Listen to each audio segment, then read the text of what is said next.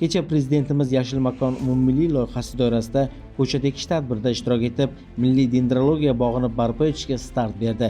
Tadbir respublika bo'ylab keng qamrovda tashkil etilib, 14 ta hudud studiyalari video aloqa orqali ulandi va joylarda ham yashil hududlar barpo etish ishlari boshlandi.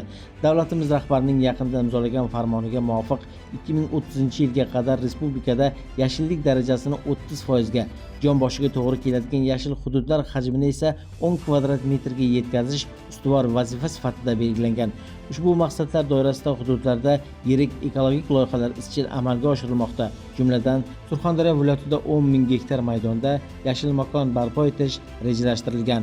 Surxondaryo viloyati studiyasidan viloyat hokimi Ulug'bek Qosimov, nuroniylar, faollar va mutasaddilar Angor tumanida tashkil etilayotgan yashil belbog' loyihasi hududida daraxt ko'chatlari ekishdi.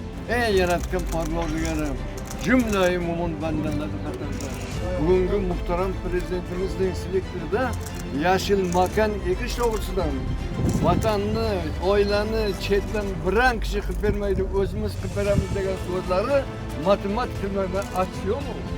Bugun ham prezidentimiz Birlashgan Millatlar Tashkiloti butun elchilar birgalikda Toshkentdan nahal yig'yapti.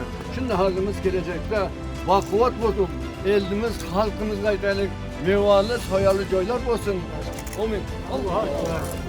Shundan so'ng Qiziriq tumanida Takki-ota ziyoratgohini obodonlashtirish, uning atrofida savdo va xizmat ko'rsatish nuqtalarini tashkil etish bo'yicha belgilangan vazifalar ijrosi bilan tanishildi.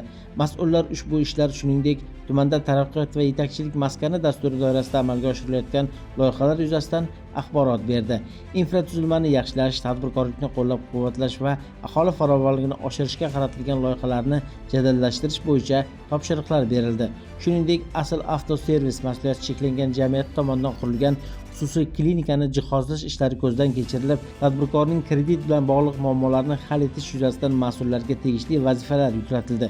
Keyingi manzilda viloyat hokimi aholi bandligini ta'minlash va eksportni qo'llab-quvvatlash vazifalari doirasida mahallalardagi hokim yordamchilari, logistika markazlari va ishlab chiqarish loyihalari rahbarlari, shuningdek, ta'lim va tibbiyot muassasalari hamda harbiy qismlarga outsourcing xizmat ko'rsatuvchi korxonalar mas'ullari bilan uchrashuv o'tkazdi.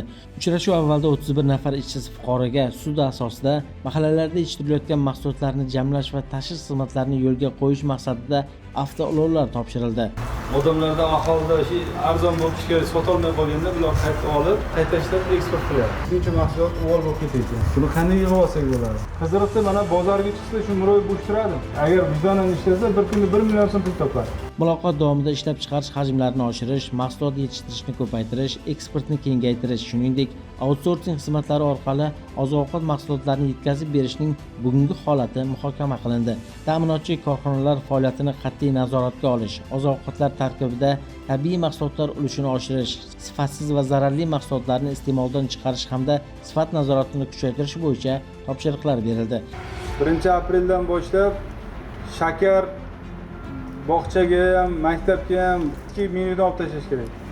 Shakar umuman shakarli mahsulotlar, pecheniyni ham ichida shakar bo'lishi kerak. Bolalarga qovoqdan shunday pavitlar tayyorlagan. Bizlar ertalab yoki polnikka shunday non ustiga bir qovoq surib yedirsak yoki bitta qoshiq bir stakan aralashtirib sotib ichirsak, oddiy bitta qovoq yo o'rikni, sabzavot, meva bersak, bular mevasini qaynatib jim qilyapti-da, shuni po'choq-mo'choqdan shuni shikolat desang, yesang 1 gram shakari yo'q, hammasi fruktoza, tabiiy narsa.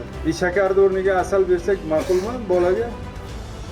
Viloyat rahbari hududlardagi ta'lim muassasalarida oziq-ovqat ta'minoti bilan bog'liq kuzatilgan holatlarni qayd etib, bunday holatlarning oldini olish maqsadida sanitariya-epidemiologik osoyishtalik markazi, tibbiyot va boshqa mutasaddi idoralarga ta'minot jarayonlarini qat'iy nazoratga olish, mahsulot sifati va yaroqlilik muddatini ta'minlash yuzasidan vazifalar belgilab berdi.